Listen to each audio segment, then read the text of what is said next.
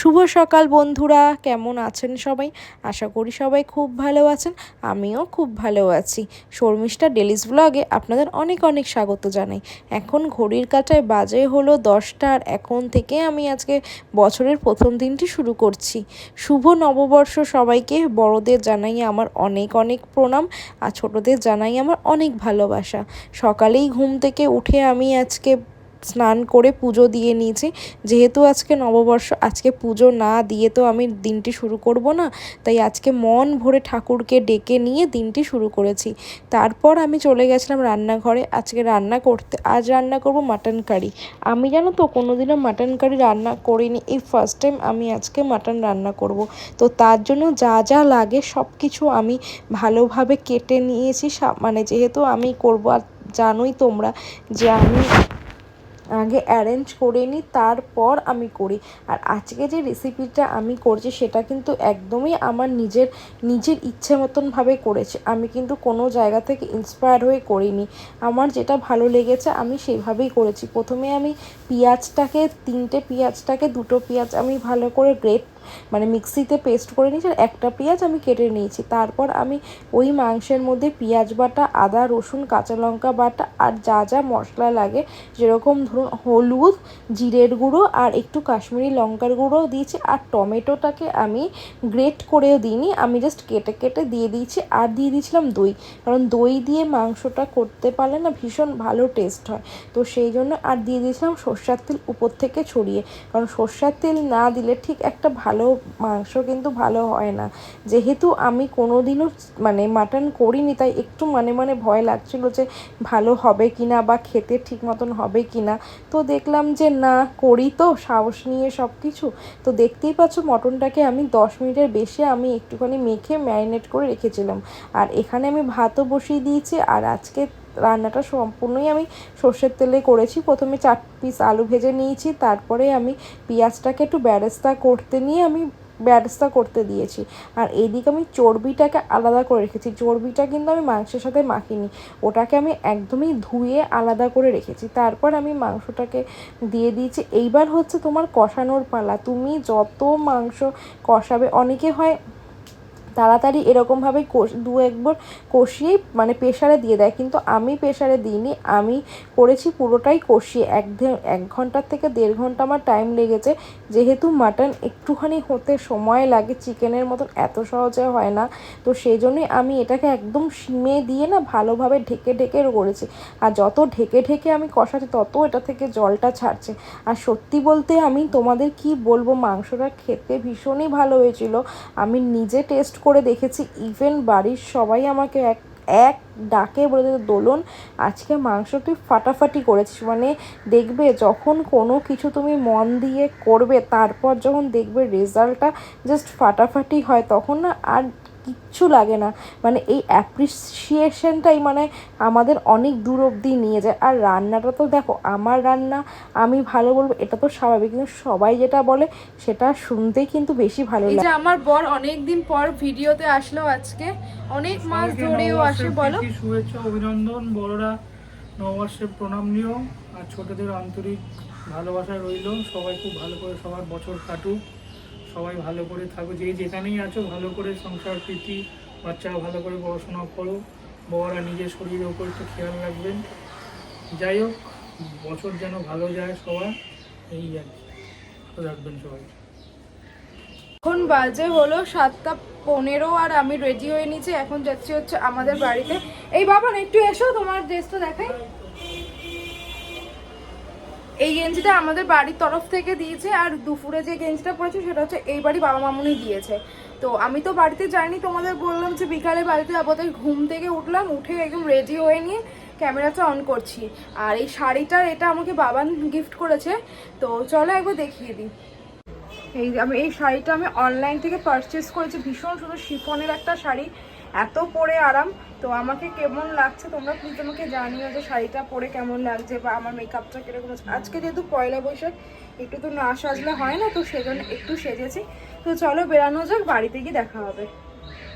এই জাস্ট আমি বাড়িতে আসলাম। দিদি আয়। আমরা দুই বোন, আমরা কিন্তু টুইন্স না, কিন্তু আমাদের দুজনের মুখটা সব একদম এক। অনেকদিন পর দিদির সাথে দেখা হলো, পয়লা বৈশাখ বলে শুভ নববর্ষ। শুভ নববর্ষ, শুভ নববর্ষ। মা সে হাই। মা তুমি নাইটি পরে, তোমাকে তো ড্রেস দিয়েছি আমি।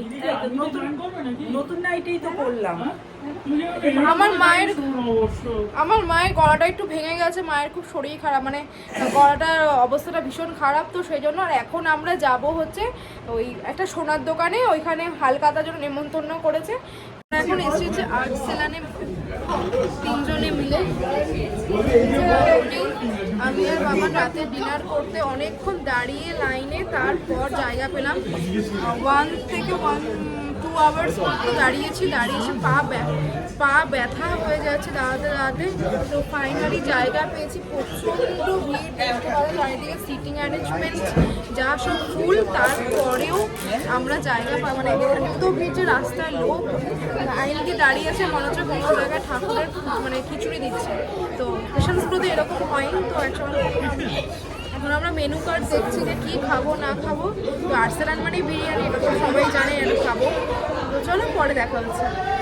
গরম গরম মাটন বিরিয়ানি আর কেন শাহি টুকরা, ও স্পেশাল এবারে ডিম দেয়। নাও খান খান খান, তুমি এতটা খাবো তো? হ্যাঁ তুমি তো খেতে পারো। বউ খাওয়াচ্ছে, হ্যাপি বৌমা খাওয়াচ্ছে, হ্যাপি। সেটা কি শাহি টুকরা, শাহি টুকরা। এখন বাজে হলো 12টার, আমি এই জাস্ট বাড়িতে আসলাম, এসে ফ্রেশ হইনি। প্রথমে দেখো চুলটাকে বেঁধেছি, দুটো ক্লিপ দিয়ে, কিচ্ছু করার নেই, আমার চুলে একটা ক্লিপ থাকে না, তো সেই জন্য দুটো চুল বেঁধেছি। আমার না মেকআপটা তুলতে ইচ্ছা করছে না, এত কম সময় এত সুন্দর মেকআপটা করেছি, তো ভাবছি যে মেকআপটা করেই শুয়ে পড়ি, কিন্তু সেটা তো করলে আমার না এরকমই হয়, জানো তো, মেকআপ করার পর মনে হয় কি যে মেকআপ আর তুলবই না। তো তোমাদের কাদের কাদের এরকম হয় তোমরা প্লিজ আমাকে জানাবে। আরও হ্যাঁ, আমরা যেখানে গেছিলাম হালকাতরা করতে, সানন্দা জুয়েলার্স, সেখান থেকে কী দিয়েছি, 1 মিনিট দ্বারা আমি নিয়ে আসছি।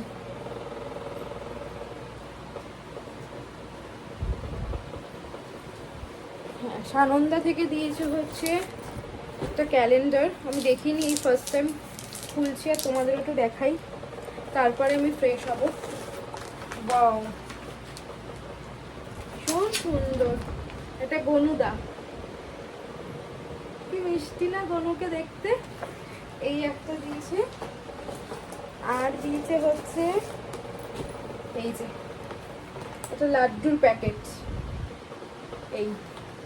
আর আমার ফ্ল্যাটের তলায় একটা দোকান আছে শ্রীনাথ থেকে দিয়েছে হচ্ছে এই যে দুটোই লাড্ডুর প্যাকেট, সেম দোকান থেকে সেম দুটো লাড্ডুর প্যাকেট দিয়েছে। দেখো আমি জানি না, এই মাত্র তোমাদের সামনে আমি আনবক্সিং করলাম, যেরকমভাবে দিয়েছে ওরকমভাবেই নিয়ে চলে গেছেন। আর এই যে লাড্ডু তো মানে আমার একদম ভাল লাগে না খেতে, তাছাড়া আমি এমনিও মিষ্টি ভালো খাই না। আর সব থেকে বড় কথা হচ্ছে এই যে শাড়িটা আমি যে পরেছি, এই শাড়িটা তো তোমরা জানোই যে আমি অনলাইন থেকে নিয়েছি, বিশ্বাস করবে না এত মানে ভালো, মানে আমি মানে ফার্স্ট টাইম এরকম শাড়ি, না ফার্স্ট টাইম মানে এত কম রেঞ্জের এরকম শাড়ি আমি ফার্স্ট টাইম পরলাম, কখনোই পরিনি। তো আজ পরে দেখছি শাড়িটা মানে অসাম কোয়ালিটি, মানে এত ভালো, একটু ঘাম হচ্ছে না, মনে হচ্ছে গায়ে কিছু দিইনি, মানে এত হালকা শাড়িটা, আর এত ভালো লাগছে ব্লাউজটার সাথে পরে। মানে আমি বিশ্বাস করে, আমার এত দামি দামি শাড়ি আছে, তার থেকে মনে হয় আমি এই শাড়িটারই বড় বিগ ফ্যান হয়ে গেছি। মানে এবার থেকে যদি কোথাও মনে হয় শাড়ি পরে কোথাও আমি যাব, জাস্ট শুধু এই শাড়িটা পরে নেবো ব্যাস, আমাকে আর কিচ্ছু পরতে হবে না, মানে এত সুন্দর। তো চলো ব্লগটা এন্ড করে দিই, আজকে আর ব্লগে কোনো কিছু বলার নেই, দেখানো নেই। তো তোমরা কেমন আনন্দ করলে পয়লা বৈশাখে, কি করলে না করলে প্লিজ সবাই তোমরা আমাকে জানাবে, আমার রিকোয়েস্ট রইল। তোমরাও সবাই খুব আনন্দ করেছো নিশ্চয়ই, আশা রাখছি। তো চলো আজকে ব্লগটা এখানে এন্ড করে দিই। আজকে ব্লগে দেখানোর মতনও কিছু নেই, বলার মতনও কিছু নেই, ততক্ষণ তোমরা সুস্থ থেকো, ভালো থেকো, কালকে দেখা হচ্ছে নতুন একটা ব্লগের সাথে। আজকের ব্লগে যদি কিছু ভালো লেগে থাকে প্লিজ লাইক করে দিও, কমেন্ট করে দিও, শেয়ার করে দিও অ্যান্ড সাবস্ক্রাইব করে দিও। Good night, tata.